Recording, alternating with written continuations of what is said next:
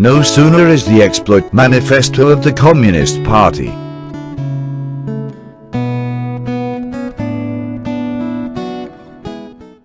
Manifesto of the Communist Party.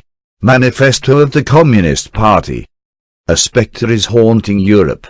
The spectre of communism. All the powers of old Europe have entered into a holy alliance to exorcise this spectre.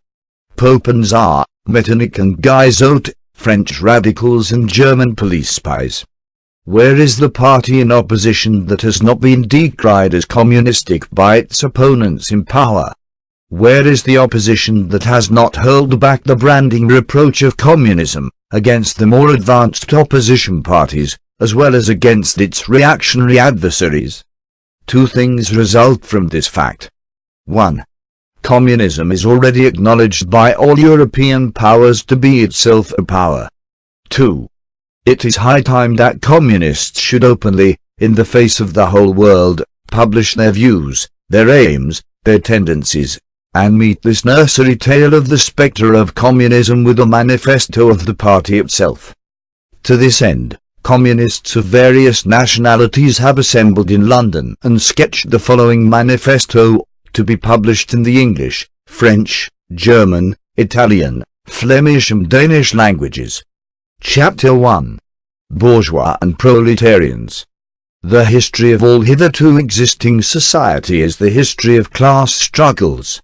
Freeman and slave, patrician and plebeian, lord and serf, guildmaster and journeyman, in a word, oppressor and oppressed, stood in constant opposition to one another, carried on an uninterrupted, now hidden, now open fight, a fight that each time ended, either in a revolutionary reconstitution of society at large, or in the common ruin of the contending classes.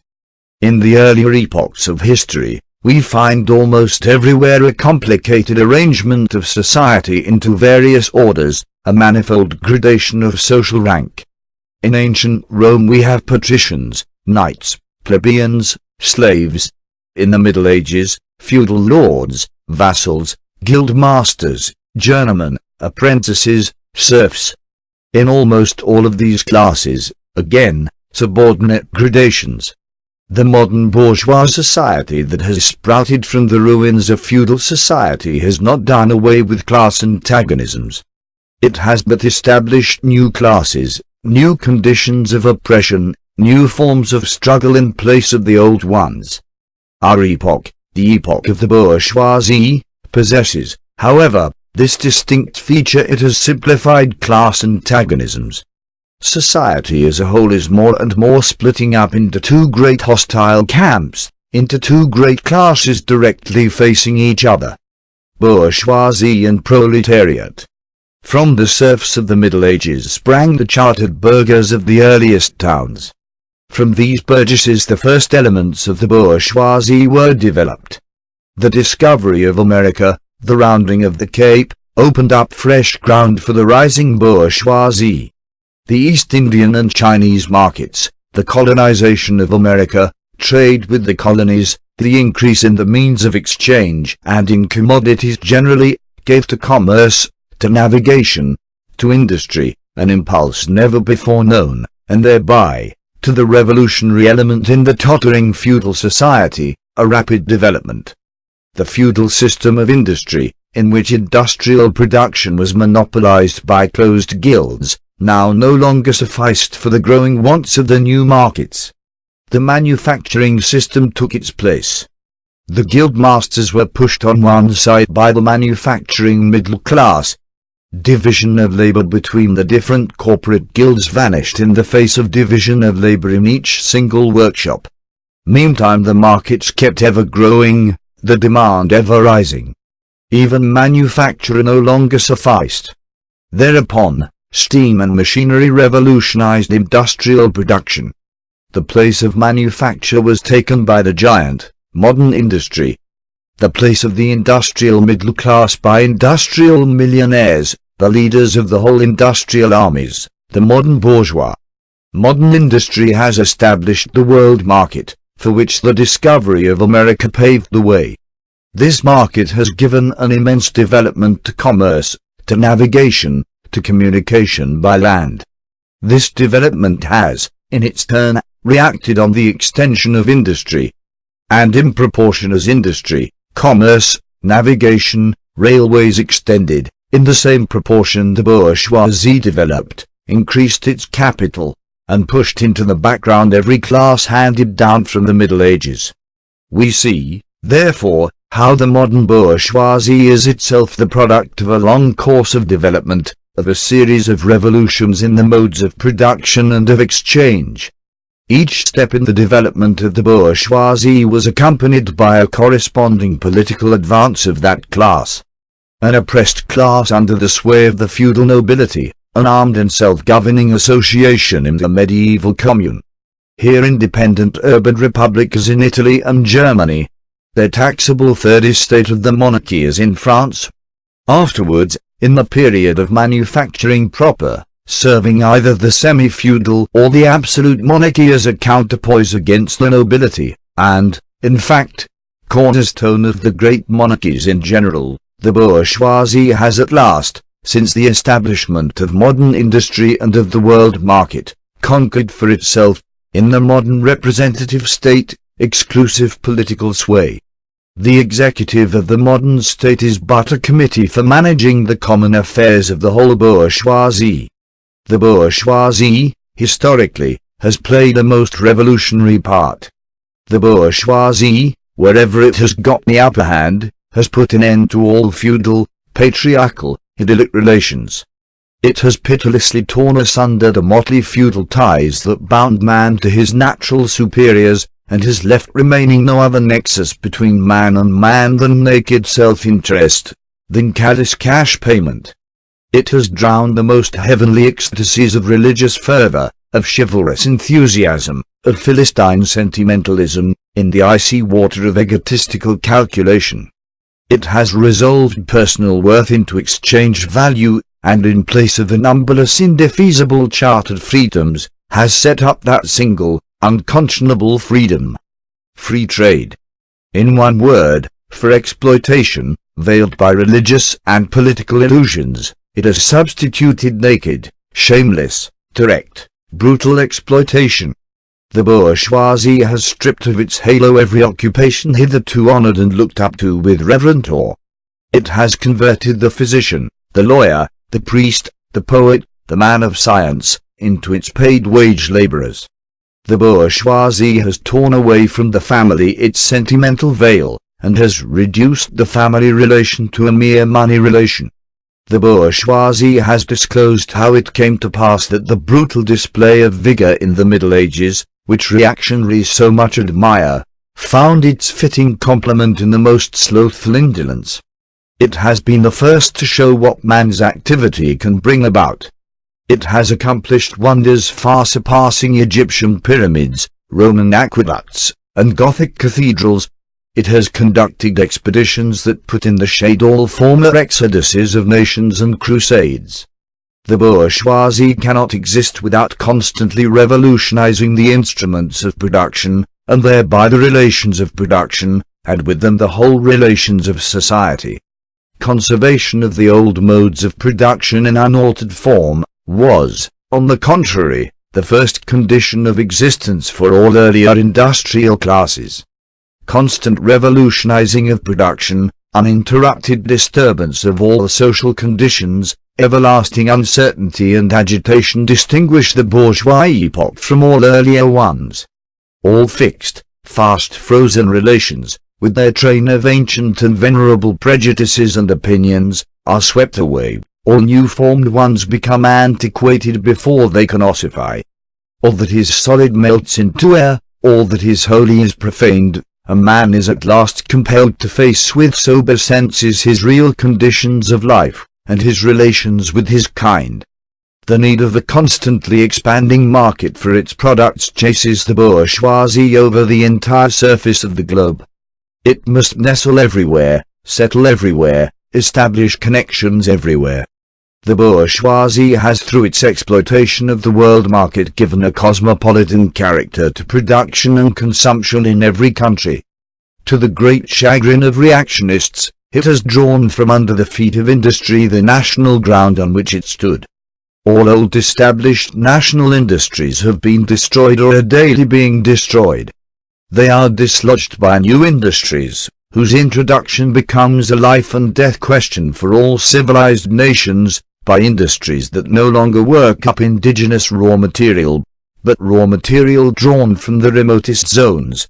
Industries whose products are consumed, not only at home, but in every quarter of the globe. In place of the old wants, satisfied by the production of the country, we find new wants, requiring for their satisfaction the products of distant lands and climes. In place of the old local and national seclusion and self-sufficiency, we have intercourse in every direction, universal interdependence of nations. And as in material, so also in intellectual production. The intellectual creations of individual nations become common property.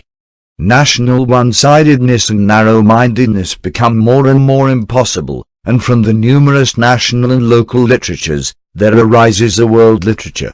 The bourgeoisie, by the rapid improvement of all instruments of production, by the immensely facilitated means of communication, draws all, even the most barbarian, nations into civilization. The cheap prices of commodities are the heavy artillery with which it batters down all Chinese walls, with which it forces the barbarians' intensely obstinate hatred of foreigners to capitulate. It compels all nations, on pain of extinction, to adopt the bourgeois mode of production. It compels them to introduce what it calls civilization into their midst, that is, to become bourgeois themselves. In one word, it creates a world after its own image.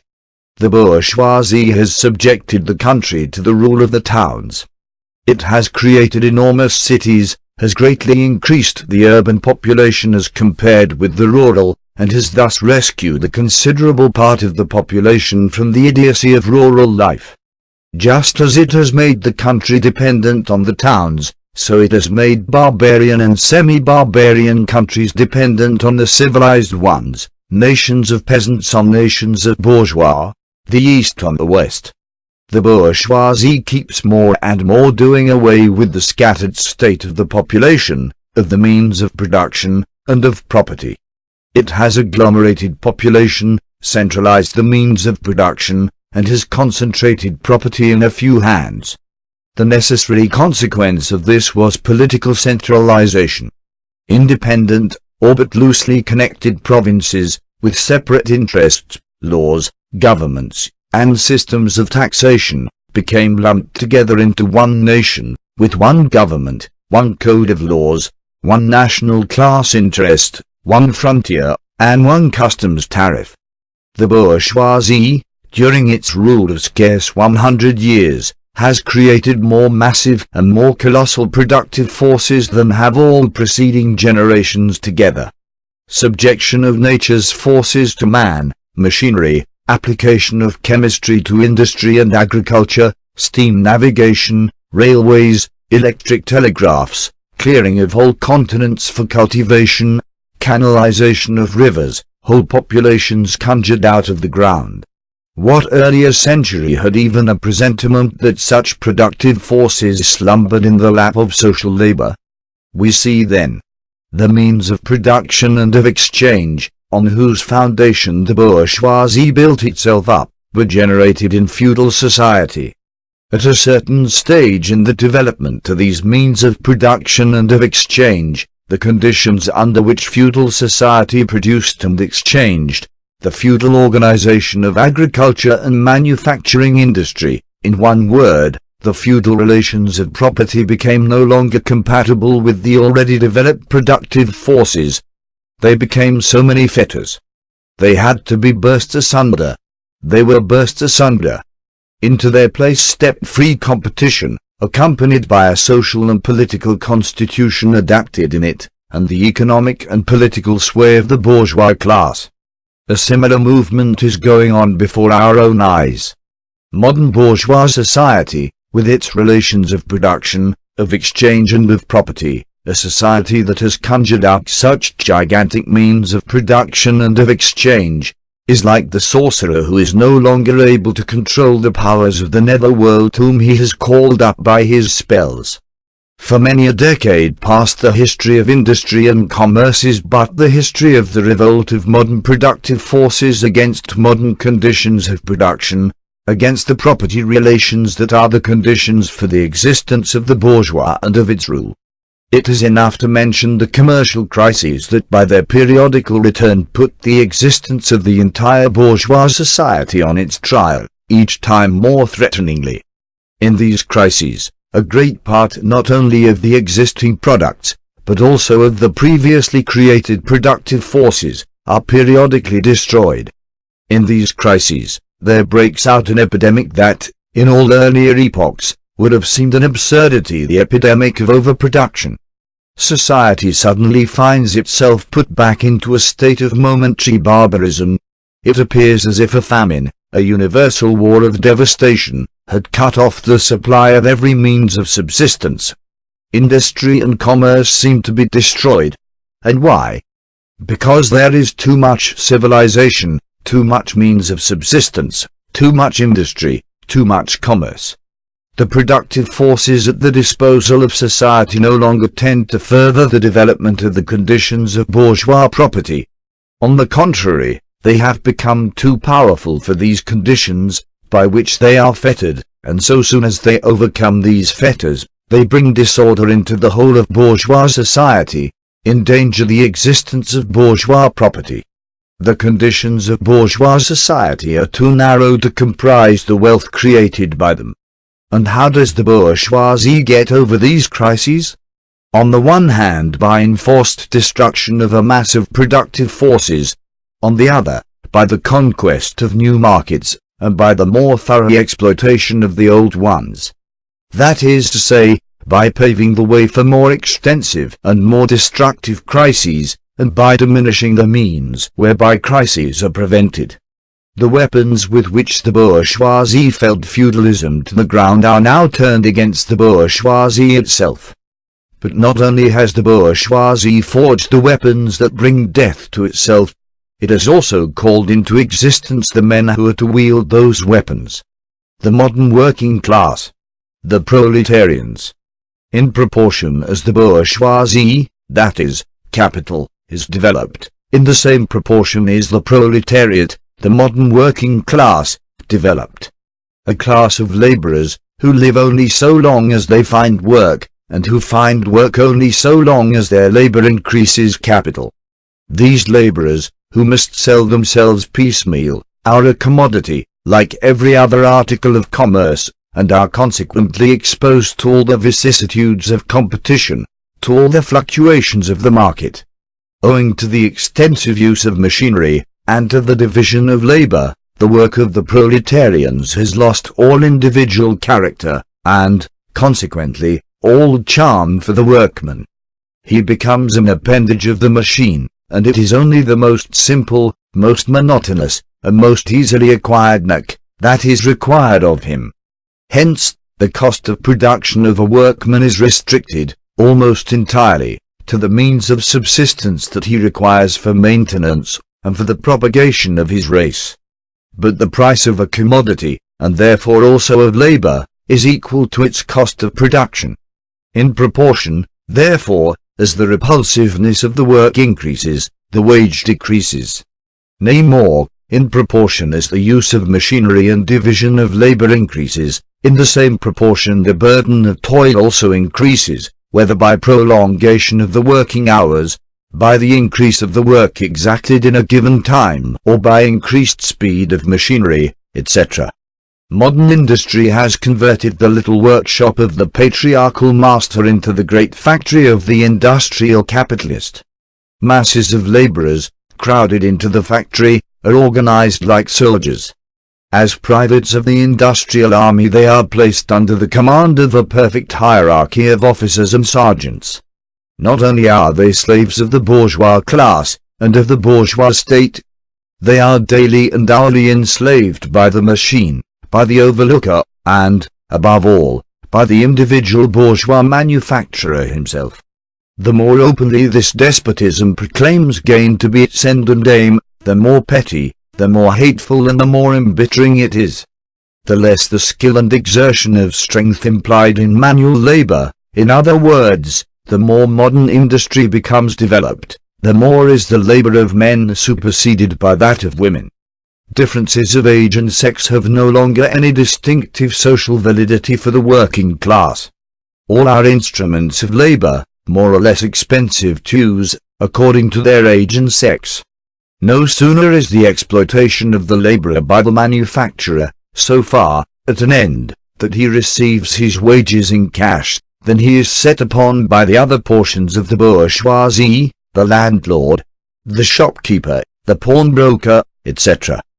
The lower strata of the middle class, the small tradespeople, shopkeepers, and retired tradesmen generally, the handicraftsmen and peasants.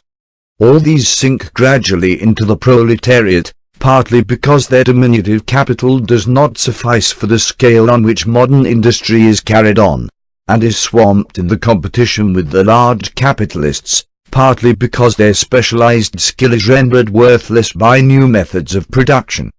Thus the proletariat is recruited from all classes of the population. The proletariat goes through various stages of development. With its birth begins its struggle with the bourgeoisie. At first the contest is carried on by individual laborers, then by the workpeople of a factory, then by the operative of one trade, in one locality, against the individual bourgeois who directly exploits them. They direct their attacks not against the bourgeois conditions of production, but against the instruments of production themselves.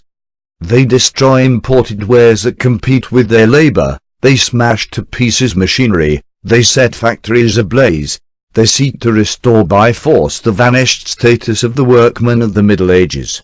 At this stage, the laborers still form an incoherent mass scattered over the whole country, and broken up by their mutual competition. If anywhere they unite to form more compact bodies, this is not yet the consequence of their own active union, but of the union of the bourgeoisie, which class, in order to attain its own political ends, is compelled to set the whole proletariat in motion, and is moreover yet, for a time, able to do so. At this stage, therefore, the proletarians do not fight their enemies, but the enemies of their enemies, the remnants of absolute monarchy, the landowners, the non-industrial bourgeois, the petty bourgeois. Thus, the whole historical movement is concentrated in the hands of the bourgeoisie. Every victory so obtained is a victory for the bourgeoisie. But with the development of industry, the proletariat not only increases in number, it becomes concentrated in greater masses, its strength grows, and it feels that strength more. The various interests and conditions of life within the ranks of the proletariat are more and more equalized, in proportion as machinery obliterates all distinctions of labor, and nearly everywhere reduces wages to the same low level. The growing competition among the bourgeois, and the resulting commercial crises, make the wages of the workers ever more fluctuating. The increasing improvement of machinery, ever more rapidly developing, makes their livelihood more and more precarious. The collisions between individual workmen and individual bourgeois take more and more the character of collisions between two classes. Thereupon, the workers begin to form combinations, trades unions against the bourgeois. They club together in order to keep up the rate of wages. They found permanent associations in order to make provision beforehand for these occasional revolts. Here and there, the contest breaks out into riots. Now and then the workers are victorious, but only for a time. The real fruit of their battles lies, not in the immediate result, but in the ever-expanding union of the workers. This union is helped on by the improved means of communication that are created by modern industry, and that place the workers of different localities in contact with one another. It was just this contact that was needed to centralize the numerous local struggles, all of the same character, into one national struggle between classes. But every class struggle is a political struggle, and that union, to attain which the burghers of the Middle Ages, with their miserable highways, required centuries, the modern proletarian, thanks to railways, achieve in a few years. This organization of the proletarians into a class, and, consequently into a political party, is continually being upset again by the competition between the workers themselves. But it ever rises up again, stronger, firmer, mightier. It compels legislative recognition of particular interests of the workers, by taking advantage of the divisions among the bourgeoisie itself. Thus, the 10 Hours Bill in England was carried. Altogether, collisions between the classes of the old society further, in many ways, the course of development of the proletariat. The bourgeoisie finds itself involved in a constant battle. At first with the aristocracy, later on, with those portions of the bourgeoisie itself, whose interests have become antagonistic to the progress of industry. At all time with the bourgeoisie of foreign countries. In all these battles, it sees itself compelled to appeal to the proletariat, to ask for help, and thus, to drag it into the political arena.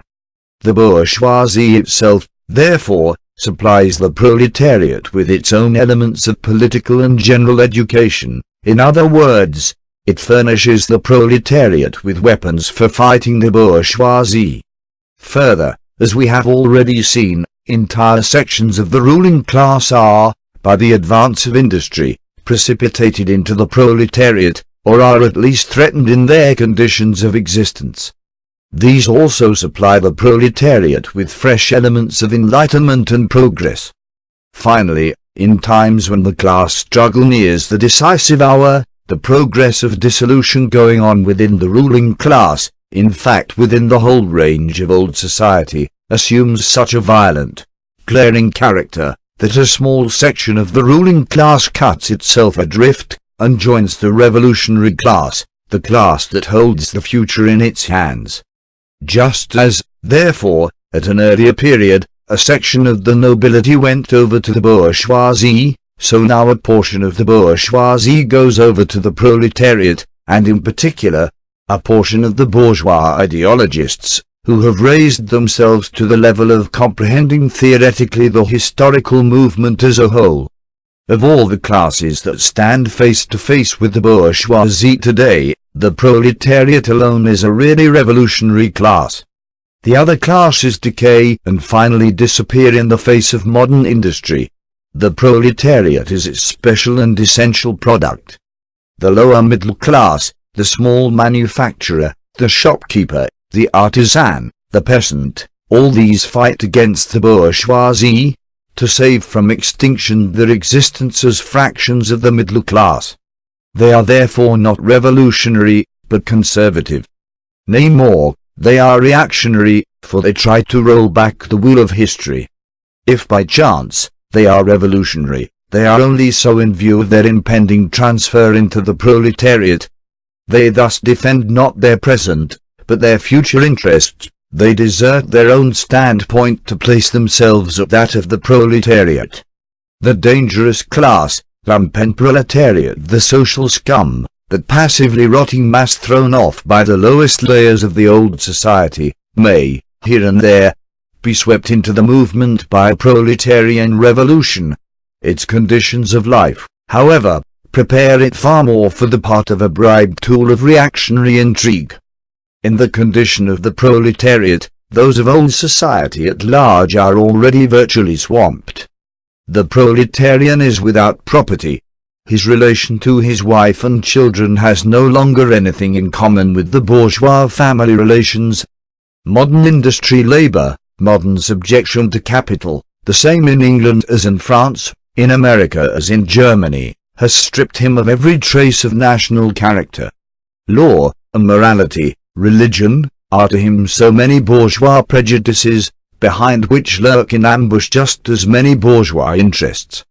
Or the preceding classes that got the upper hand sought to fortify their already acquired status by subjecting society at large to their conditions of appropriation. The proletarians cannot become masters of the productive forces of society, except by abolishing their own previous mode of appropriation, and thereby also every other previous mode of appropriation. They have nothing of their own to secure and to fortify. Their mission is to destroy all previous securities for, and insurances of, individual property. All previous historical movements were movements of minorities, or in the interest of minorities. The proletarian movement is the self-conscious, independent movement of the immense majority, in the interest of the immense majority. The proletariat, the lowest stratum of our present society, cannot stir, cannot raise itself up, without the whole superincumbent strata of official society being sprung into the air. Though not in substance, yet in form, the struggle of the proletariat with the bourgeoisie is at first a national struggle. The proletariat of each country must, of course, first of all settle matters with its own bourgeoisie. In depicting the most general phases of the development of the proletariat, we trace the more or less veiled civil war, raging within existing society, up to the point where that war breaks out into open revolution, and where the violent overthrow of the bourgeoisie lays the foundation for the sway of the proletariat. Hitherto, every form of society has been based, as we have already seen, on the antagonism of oppressing and oppressed classes. But in order to oppress a class, certain conditions must be assured to it under which it can, at least, continue its slavish existence. The serf, in the period of serfdom, raised himself to membership in the commune, just as the petty bourgeois, under the yoke of the feudal absolutism, managed to develop into a bourgeois. The modern laborer, on the contrary, instead of rising with the process of industry, sinks deeper and deeper below the conditions of existence of his own class. He becomes a pauper, and pauperism develops more rapidly than population and wealth. And here it becomes evident that the bourgeoisie is unfit any longer to be the ruling class in society, and to impose its conditions of existence upon society as an overriding law. It is unfit to rule because it is incompetent to assure an existence to its slave within his slavery, because it cannot help letting him sink into such a state that it has to feed him, instead of being fed by him. Society can no longer live under this bourgeoisie. In other words, its existence is no longer compatible with society. The essential conditions for the existence and for the sway of the bourgeois class is the formation and augmentation of capital. The condition for capital is wage labor. Wage labor rests exclusively on competition between the laborers. The advance of industry, whose involuntary promoter is the bourgeoisie, replaces the isolation of the laborers, due to competition, by the revolutionary combination, due to association. The development of modern industry, therefore, cuts from under its feet the very foundation on which the bourgeoisie produces and appropriates products. What the bourgeoisie therefore produces, above all, are its own grave diggers. Its fall and the victory of the proletariat are equally inevitable.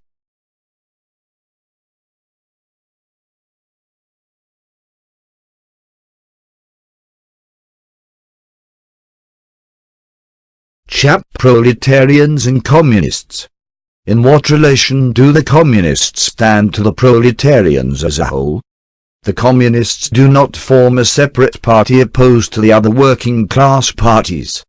They have no interests separate and apart from those of the proletariat as a whole.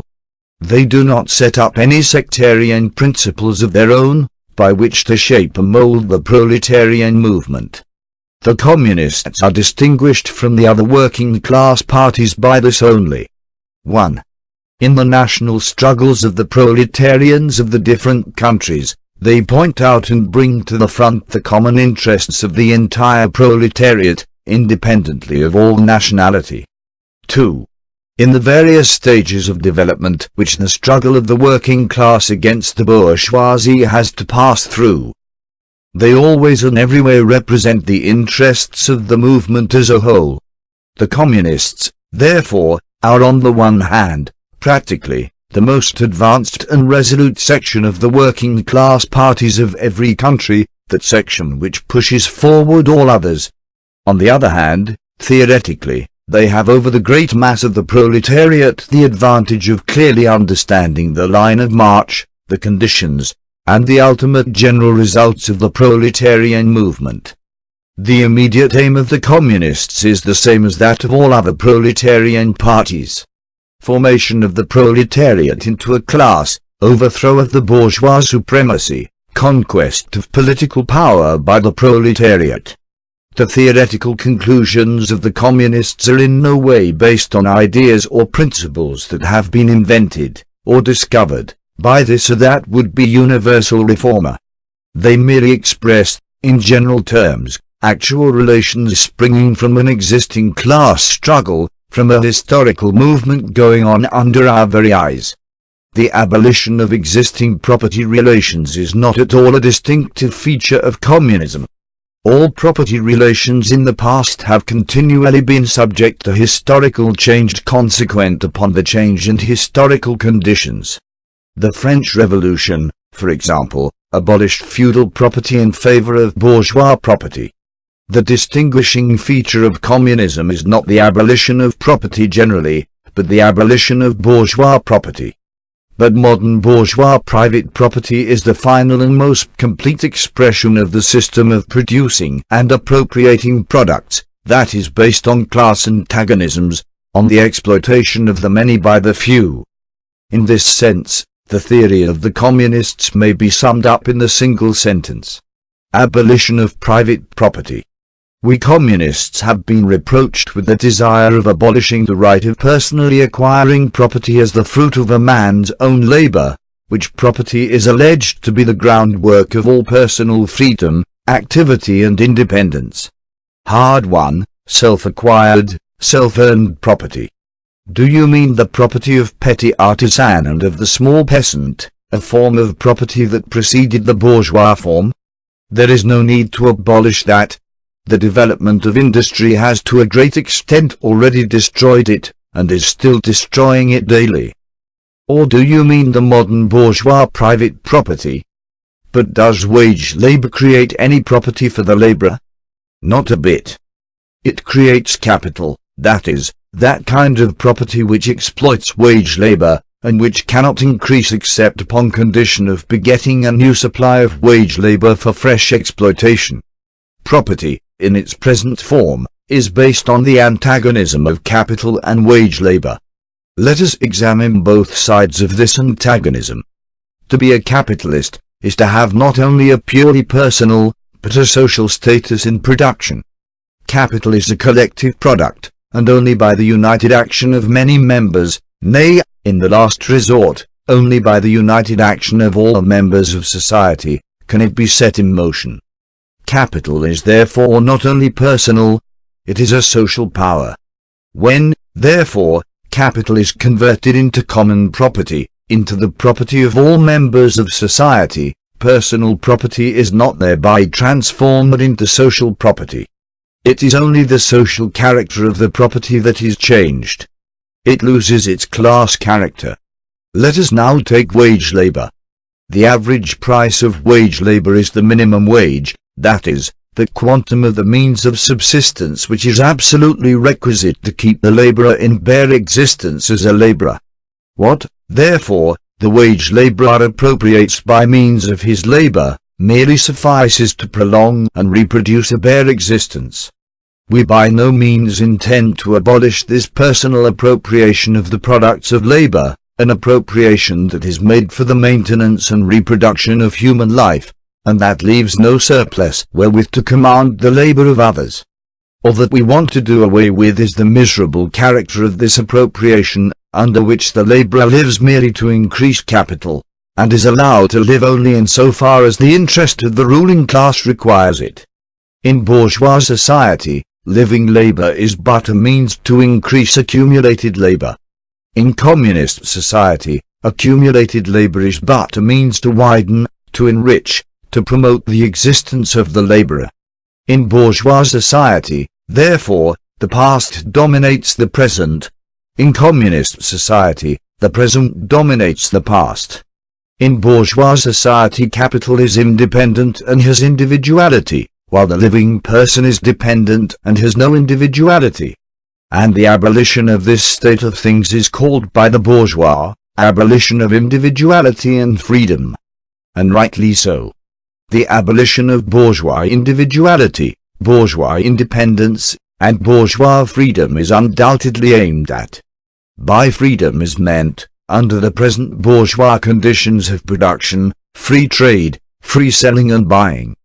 But if selling and buying disappears, free selling and buying disappears also.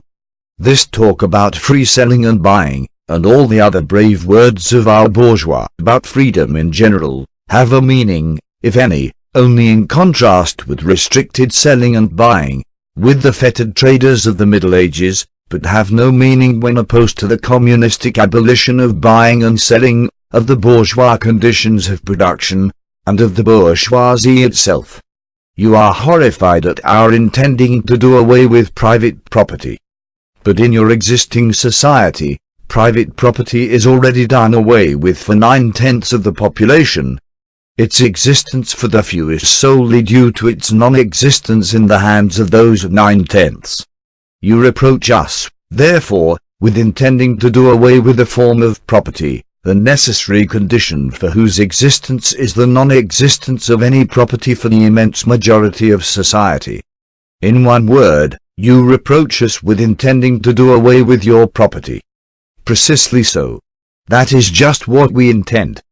From the moment when labor can no longer be converted into capital, money, or rent, into a social power capable of being monopolized, that is, from the moment when individual property can no longer be transformed into bourgeois property, into capital, from that moment, you say, individuality vanishes. You must, therefore, confess that by individual you mean no other person than the bourgeois, than the middle-class owner of property. This person must, indeed, be swept out of the way, and made impossible. Communism deprives no man of the power to appropriate the products of society.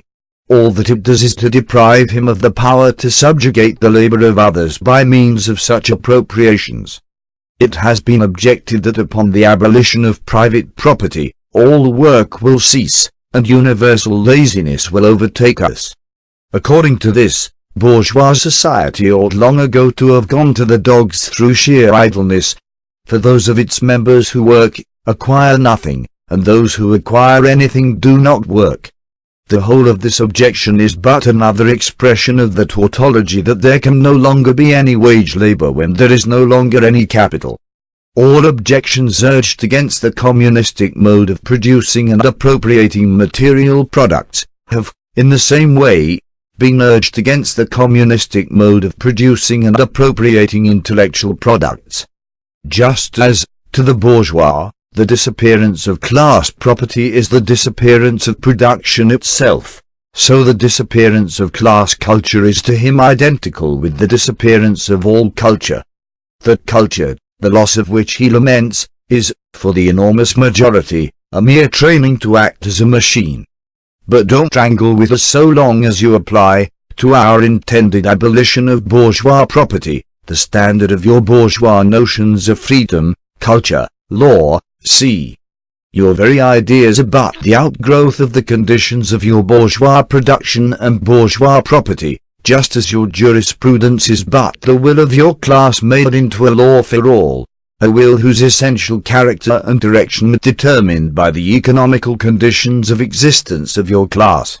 The selfish misconception that induces you to transform into eternal laws of nature and of reason the social forms springing from your present mode of production and form of property, historical relations that rise and disappear in the progress of production, this misconception you share with every ruling class that has preceded you.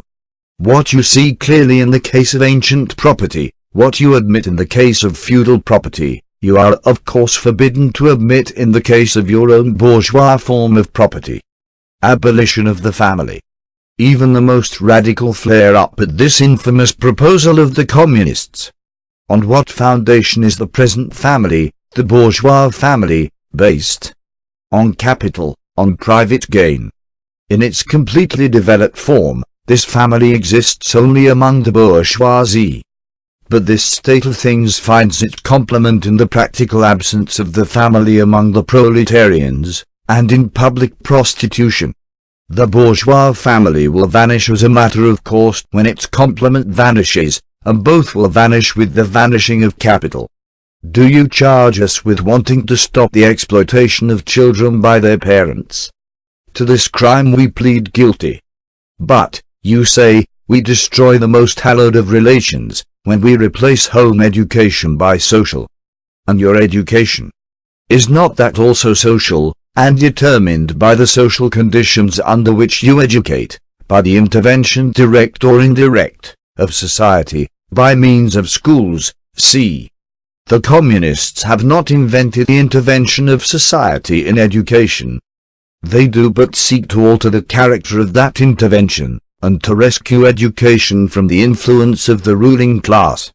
The bourgeois claptrap about the family and education, about the hallowed correlation of parents and child, becomes all the more disgusting, the more, by the action of modern industry, all the family ties among the proletarians are torn asunder, and their children transformed into simple articles of commerce and instruments of labor.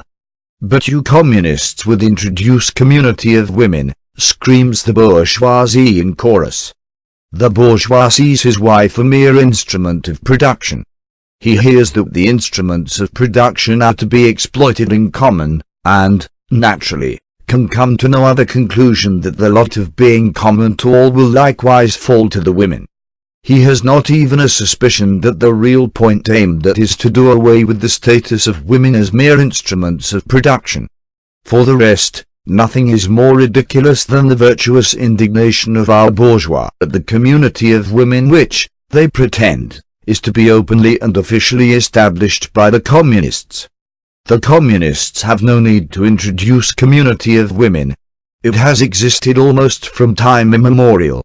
Our bourgeois, not content with having wives and daughters of their proletarians at their disposal, not to speak of common prostitutes, take the greatest pleasure in seducing each other's wives. Bourgeois marriage is, in reality, a system of wives in common, and thus, at the most, what the communists might possibly be reproached with is that they desire to introduce, in substitution for a hypocritically concealed, an openly legalized community of women. For the rest, it is self-evident that the abolition of the present system of production must bring with it the abolition of the community of women springing from that system, that is, of prostitution both public and private. The communists are further reproached with desiring to abolish countries and nationality. The working men have no country. We cannot take from them what they have not got. Since the proletariat must first of all acquire political supremacy, must rise to be the leading class of the nation, must constitute itself the nation, it is so far, itself national, though not in the bourgeois sense of the word. National differences and antagonism between peoples are daily more and more vanishing, owing to the development of the bourgeoisie, to freedom of commerce, to the world market, to uniformity in the mode of production and in the conditions of life corresponding thereto. The supremacy of the proletariat will cause them to vanish still faster. United action, of the leading civilized countries at least, is one of the first conditions for the emancipation of the proletariat. In proportion as the exploitation of one individual by another will also be put an end to, the exploitation of one nation by another will also be put an end to. In proportion as the antagonism between classes within the nation vanishes, the hostility of one nation to another will come to an end. The charges against communism made from a religious, a philosophical and, generally, from an ideological standpoint, are not deserving of serious examination. Does it require deep intuition to comprehend that man's ideas, views, and conception, in one word, man's consciousness, changes with every change in the conditions of his material existence, in his social relations and in his social life? What else does the history of ideas prove, than that intellectual production changes its character in proportion as material production is changed? The ruling ideas of each age have ever been the ideas of its ruling class. When people speak of the ideas that revolutionize society, they do but express that fact that within the old society the elements of a new one have been created, and that the dissolution of the old ideas keeps even pace with the dissolution of the old conditions of existence. When the ancient world was in its last throes, the ancient religions were overcome by Christianity. When Christian ideas succumbed in the 18th century to rationalist ideas, feudal society fought its death battle with the then revolutionary bourgeoisie. The ideas of religious liberty and freedom of conscience merely gave expression to the sway of free competition within the domain of knowledge. Undoubtedly, it will be said, religious, moral, philosophical, and juridical ideas have been modified in the course of historical development. But religion, and morality, philosophy, political science, and law constantly survived this change. There are, besides, eternal truths, such as freedom, justice, etc., that are common to all states of society. But communism abolishes eternal truths, it abolishes all religion, and all morality, instead of constituting them on a new basis. It therefore acts in contradiction to all past historical experience. What does this accusation reduce itself to? The history of all past society has consisted in the development of class antagonisms that assumed different forms at different epochs. But whatever form they may have taken, one fact is common to all past ages, viz. the exploitation of one part of society by the other. No wonder, then, that the social consciousness of past ages, despite all the multiplicity and variety it displays, moves within certain common forms, or general ideas, which cannot completely vanish except with the total disappearance of class antagonisms. The communist revolution is the most radical rupture with traditional property relations. No wonder that its development involved the most radical rupture with traditional ideas. But let us have done with the bourgeois objections to communism.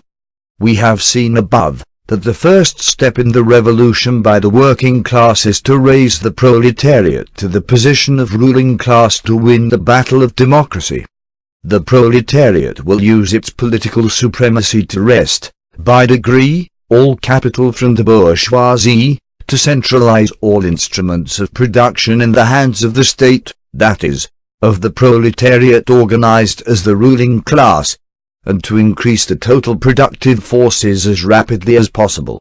Of course, in the beginning, this cannot be effected except by means of despotic inroads on the rights of property, and on the conditions of bourgeois production.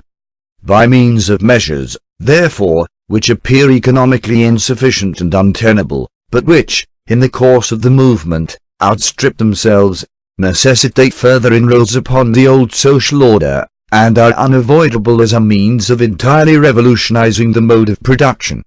These measures will, of course, be different in different countries. Nevertheless, in most advanced countries, the following will be pretty generally applicable. 1. Abolition of property in land and application of all rents of land to public purposes. 2. A heavy progressive or graduated income tax. 3.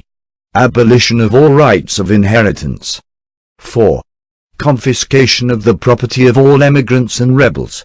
5. Centralization of credit in the hands of the state, by means of a national bank with state capital and an exclusive monopoly. 6. Centralization of the means of communication and transport in the hands of the state. 7. Extension of factories and instruments of production owned by the state, the bringing into cultivation of waste lands, and the improvement of the soil generally in accordance with a common plan. 8. Equal liability of all to work. Establishment of industrial armies, especially for agriculture. 9. Combination of agriculture with manufacturing industries. Gradual abolition of all the distinction between town and country by a more equitable distribution of the populace over the country. 10. Free education for all children in public schools. Abolition of children's factory labor in its present form. Combination of education with industrial production, c. When, in the course of development, class distinctions have disappeared, and all production has been concentrated in the hands of a vast association of the whole nation, the public power will lose its political character. Political power, properly so called, is merely the organized power of one class for oppressing another. If the proletariat during its contest with the bourgeoisie is compelled, by the force of circumstances, to organize itself as a class, if, by means of a revolution, it makes itself the ruling class, and, as such, sweeps away by force the old conditions of production, then it will, along with these conditions, have swept away the conditions for the existence of class antagonisms and of classes generally, and will thereby have abolished its own supremacy as a class. In place of the old bourgeois society, with its classes and class antagonisms, we shall have an association, in which the free development of each is the condition for the free development of all.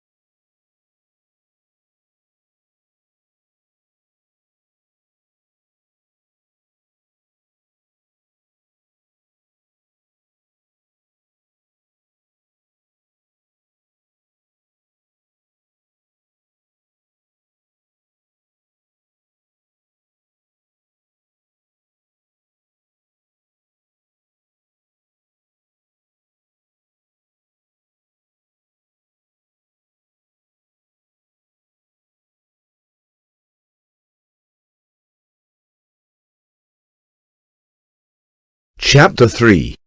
Socialist and Communist Literature. 1. Reactionary Socialism. A feudal socialism. Owing to their historical position, it became the vocation of the aristocracies of France and England to write pamphlets against modern bourgeois society.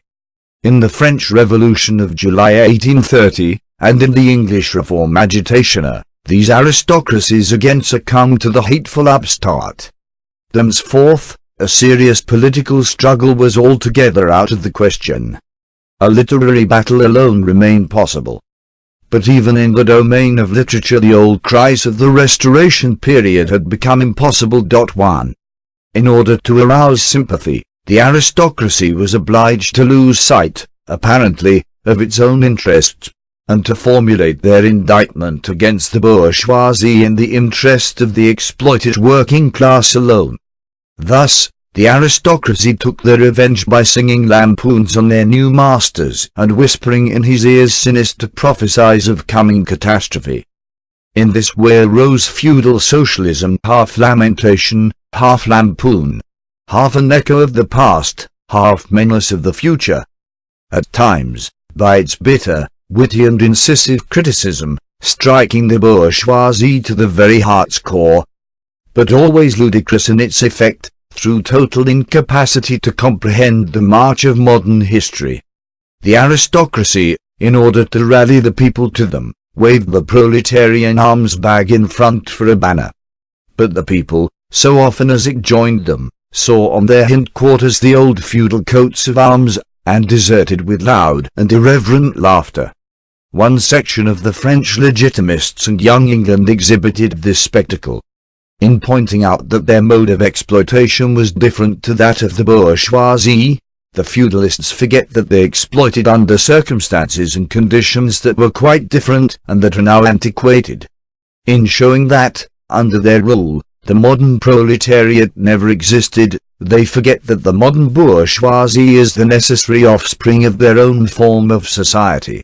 For the rest, so little do they conceal the reactionary character of their criticism that their chief accusation against the bourgeois amounts to this: that under the bourgeois regime a class is being developed which is destined to cut uproot and branch the old order of society. What they upbraid the bourgeoisie with is not so much that it creates a proletariat as that it creates a revolutionary proletariat. In political practice, therefore, they join in all coercive measures against the working class. And in ordinary life, despite their highfalutin phrases, they stoop to pick up the golden apples dropped from the tree of industry, and to barter truth, love, and honor, for traffic in wool, beetroot sugar, and potato spirits. 2. As the parson has ever gone hand in hand with the landlord, so has clerical socialism with feudal socialism. Nothing is easier than to give Christian asceticism a socialist tinge. Has not Christianity declaimed against private property, against marriage, against the state?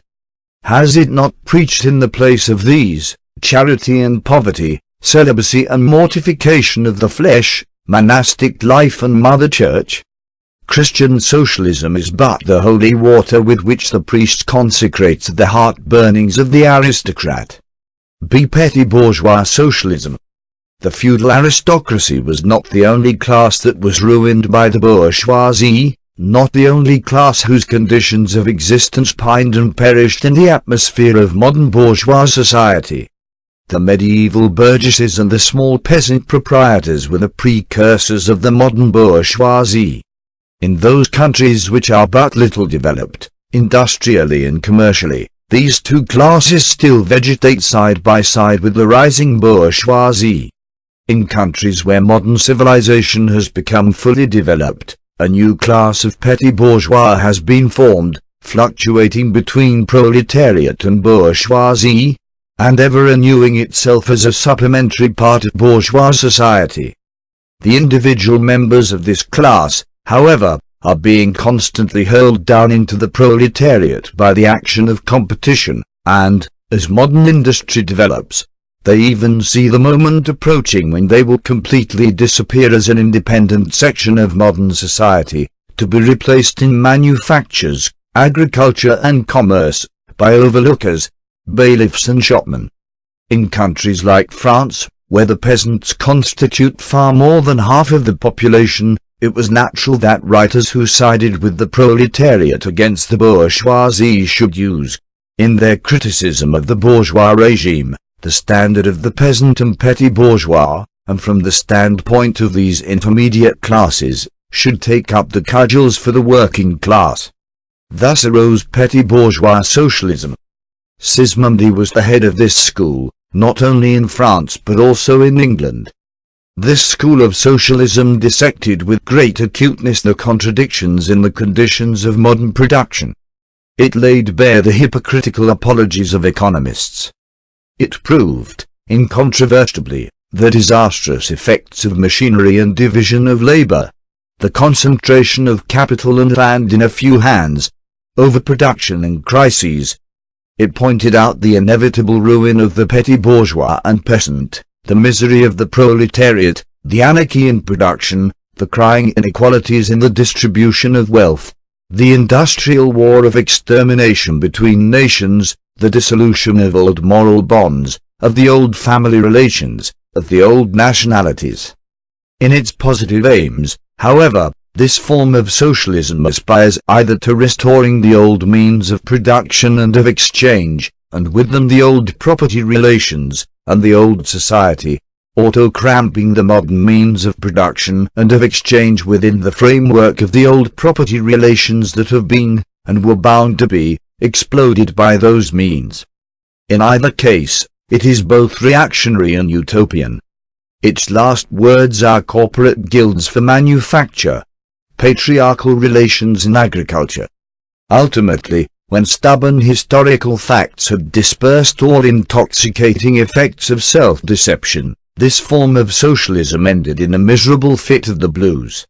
See German or True Socialism.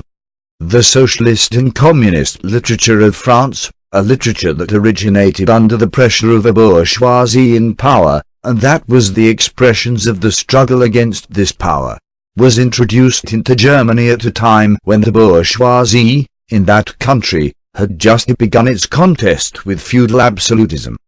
German philosophers, would-be philosophers, and beaux esprits men of letters, eagerly seized on this literature, only forgetting that when these writings immigrated from France into Germany, French social conditions had not immigrated along with them. In contact with German social conditions, this French literature lost all its immediate practical significance and assumed a purely literary aspect. Thus, to the German philosophers of the 18th century, the demands of the First French Revolution were nothing more than the demands of practical reason in general, and the utterance of the will of the revolutionary French bourgeoisie signified, in their eyes, the laws of pure will, of will as it was bound to be, of true human will generally. The work of the German literati consisted solely in bringing the new French ideas into harmony with their ancient philosophical conscience, or rather, in annexing the French ideas without deserting their own philosophic point of view. This annexation took place in the same way in which a foreign language is appropriated, namely, by translation. It is well known how the monks wrote silly lives of Catholic saints over the manuscripts on which the classical works of ancient heathendom had been written. The German literati reversed this process with the profane French literature. They wrote their philosophical nonsense beneath the French original. For instance, beneath the French criticism of the economic functions of money, they wrote alienation of humanity, and beneath the French criticism of the bourgeois state they wrote dethronement of the category of the general, and so forth. The introduction of these philosophical phrases at the back of the French historical criticisms, they dubbed philosophy of action, true socialism, German science of socialism, philosophical foundation of socialism, and so on. The French socialist and communist literature was thus completely emasculated. And, since it ceased in the hands of the German to express the struggle of one class with the other, he felt conscious of having overcome French one-sidedness and of representing, not true requirements, but the requirements of truth. Not the interests of the proletariat, but the interests of human nature, of man in general, who belongs to no class, has no reality, who exists only in the misty realm of philosophical fantasy. This German socialism, which took its schoolboy task so seriously and solemnly, and extolled its poor stock in trade in such a mountebank fashion, meanwhile gradually lost its pedantic innocence. The fight of the Germans, and especially of the Prussian bourgeoisie, against feudal aristocracy and absolute monarchy, in other words, the liberal movement, became more earnest.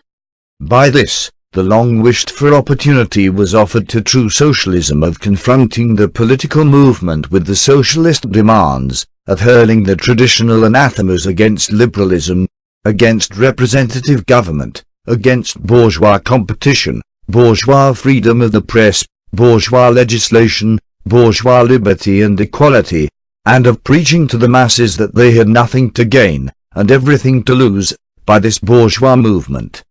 German socialism forgot, in the nick of time, that the French criticism, whose silly echo it was, presupposed the existence of modern bourgeois society, with its corresponding economic conditions of existence, and the political constitution adapted thereto, the very things whose attainment was the object of the pending struggle in Germany.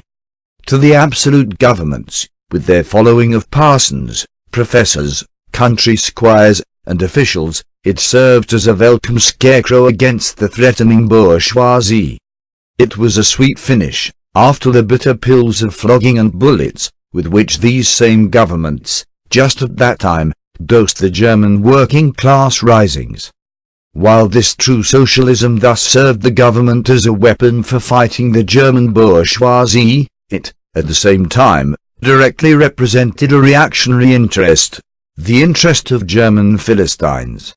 In Germany, the petty bourgeois class, a relic of the 16th century, and since then constantly cropping up again under the various forms, is the real social basis of the existing state of things. To preserve this class is to preserve the existing state of things in Germany. The industrial and political supremacy of the bourgeoisie threatens it with certain destruction on the one hand, from the concentration of capital. On the other, from the rise of the revolutionary proletariat. True socialism appeared to kill these two birds with one stone. It spread like an epidemic. The robe of speculative cobwebs, embroidered with flowers of rhetoric, steeped in the dew of sickly sentiment, this transcendental robe in which the German socialists wrapped their sorry eternal truths, all skin and bone, served to wonderfully increase the sale of their goods amongst such a public. And on its part German socialism recognized, more and more, its own calling as the bombastic representative of the petty bourgeois Philistine. It proclaimed the German nation to be the model nation, and the German petty Philistine to be the typical man. To every villainous meanness of this model man, it gave a hidden, higher, socialistic interpretation, the exact contrary of its real character. It went to the extreme length of directly opposing the brutally destructive tendency of communism, and of proclaiming its supreme and impartial contempt of all class struggles. With very few exceptions, all the so-called socialist and communist publications that now 1847 circulate in Germany belong to the domain of this foul and enervating literature. 3. 2. Conservative or bourgeois socialism. A part of the bourgeoisie is desirous of redressing social grievances in order to secure the continued existence of bourgeois society. To this section belong economists, philanthropists, humanitarians, improvers of the condition of the working class, organizers of charity, members of societies for the prevention of cruelty to animals, temperance fanatics, hole and corner reformers of every imaginable kind. This form of socialism has, moreover, been worked out into complete systems.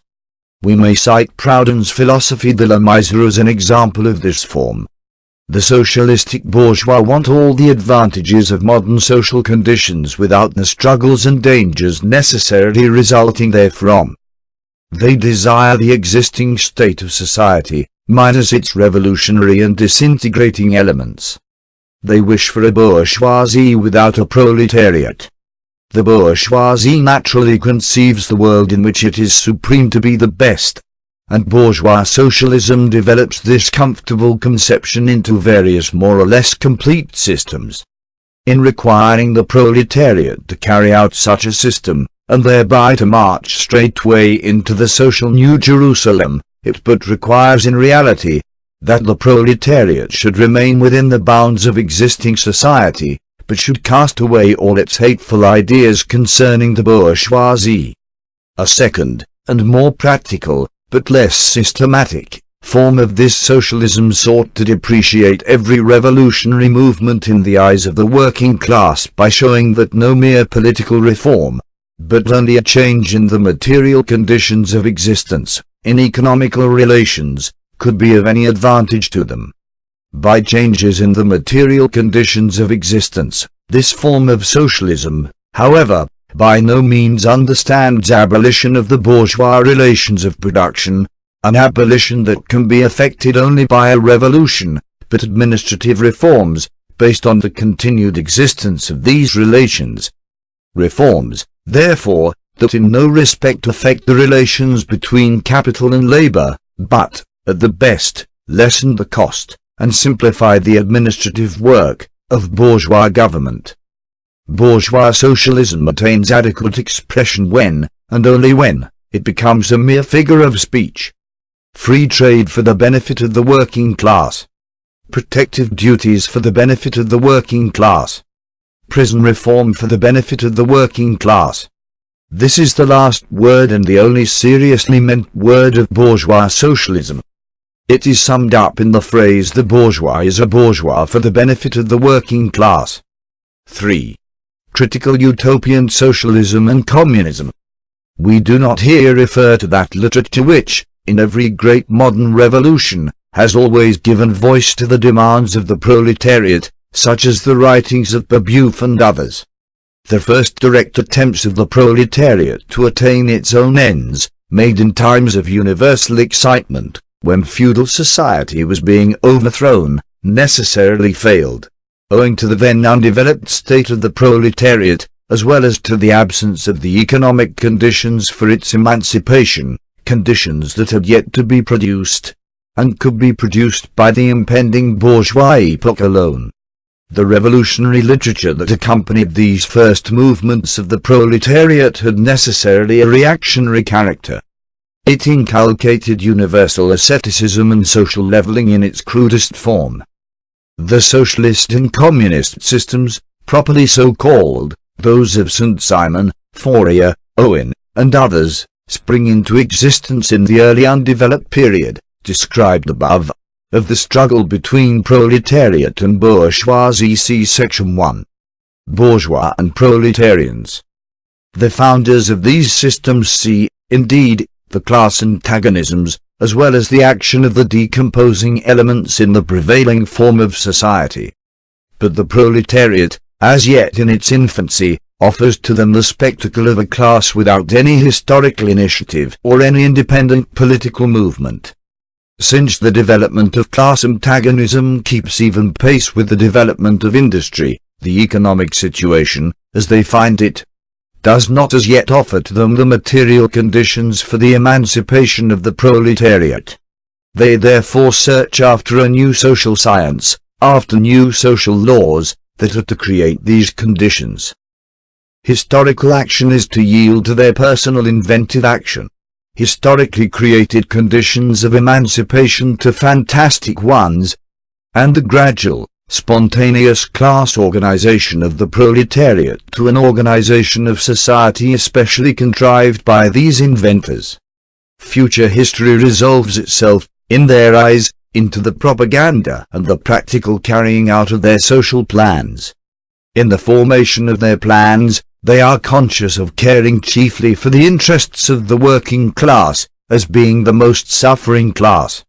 Only from the point of view of being the most suffering class does the proletariat exist for them. The undeveloped state of the class struggle, as well as their own surroundings, causes socialists of this kind to consider themselves far superior to all class antagonisms. They want to improve the condition of every member of society, even that of the most favored. Hence, they habitually appeal to society at large, without the distinction of class, nay, by preference, to the ruling class. For how can people, when once they understand their system, fail to see in it the best possible plan of the best possible state of society? Hence, they reject all political, and especially all revolutionary action. They wish to attain their ends by peaceful means, necessarily doomed to failure, and by the force of example, to pave the way for the new social gospel.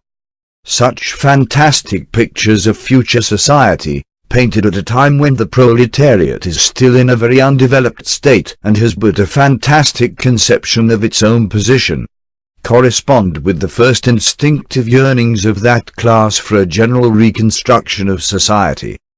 But these socialist and communist publications contain also a critical element. They attack every principle of existing society.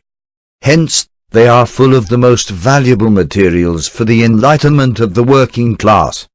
The practical measures proposed in them, such as the abolition of the distinction between town and country, of the family, of the carrying on of industries for the account of private individuals, and of the wage system, the proclamation of social harmony, the conversion of the function of the state into a more superintendence of production, all these proposals point solely to the disappearance of class antagonisms which were, at that time, only just cropping up, and which, in these publications, are recognized in their earliest indistinct and undefined forms only. These proposals, therefore, are of a purely utopian character. The significance of critical utopian socialism and communism bears an inverse relation to historical development. In proportion as the modern class struggle develops and takes definite shape, this fantastic standing apart from the contest, these fantastic attacks on it, lose all practical value and all theoretical justification. Therefore, although the originators of these systems were, in many respects, revolutionary, their disciples have, in every case, formed mere reactionary sects. They hold fast by the original views of their masters, in opposition to the progressive historical development of the proletariat. They, therefore, endeavor, and that consistently, to deaden the class struggle and to reconcile the class antagonisms. They still dream of experimental realization of their social utopias, of founding isolated Freelansters, of establishing home colonies, or setting up a little area for duodecimo editions of the New Jerusalem. And to realize all these castles in the air, they are compelled to appeal to the feelings and purses of the bourgeois. By degrees, they sink into the category of the reactionary or conservative socialists depicted above, differing from these only by more systematic pedantry, and by their fanatical and superstitious belief in the miraculous effects of their social science. They, therefore, violently oppose all political action on the part of the working class. Such action, according to them, can only result from blind unbelief in the new gospel.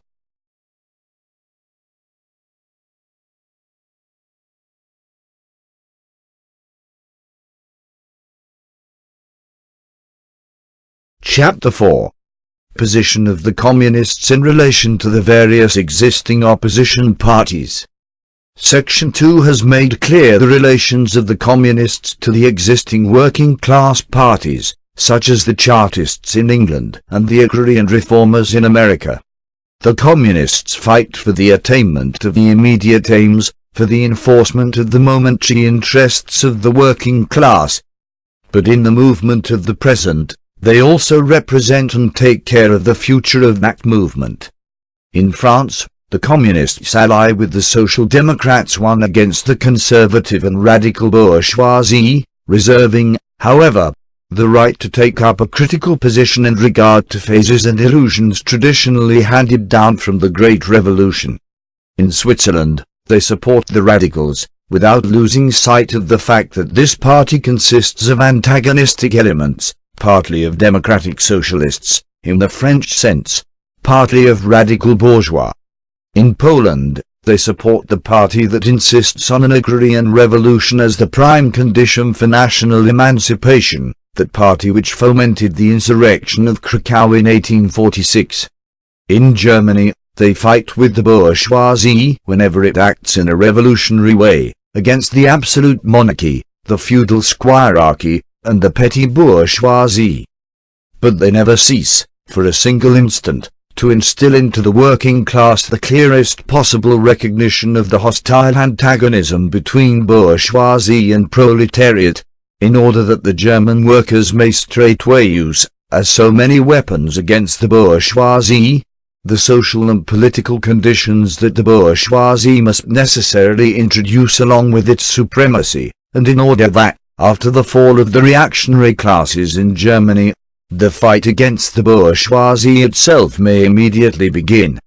The Communists turn their attention chiefly to Germany, because that country is on the eve of a bourgeois revolution that is bound to be carried out under more advanced conditions of European civilization and with a much more developed proletariat than that of England was in the 17th, and France in the 18th century. And because the bourgeois revolution in Germany will be but the prelude to an immediately following proletarian revolution. In short, the Communists everywhere support every revolutionary movement against the existing social and political order of things. In all these movements, they bring to the front, as the leading question in each, the property question, no matter what its degree of development at the time. Finally, they labor everywhere for the union and agreement of the democratic parties of all countries. The communists disdained to conceal their views and aims. They openly declare that their ends can be attained only by the forcible overthrow of all existing social conditions. Let the ruling classes tremble at a communistic revolution. The proletarians have nothing to lose but their chains. They have a world to win. Working men of all countries, unite.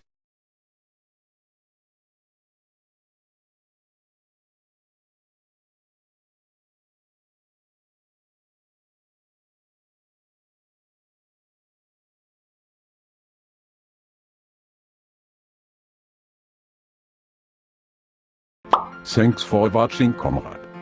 Don't forget to like, comment, and subscribe to support the Proletariat who makes these videos.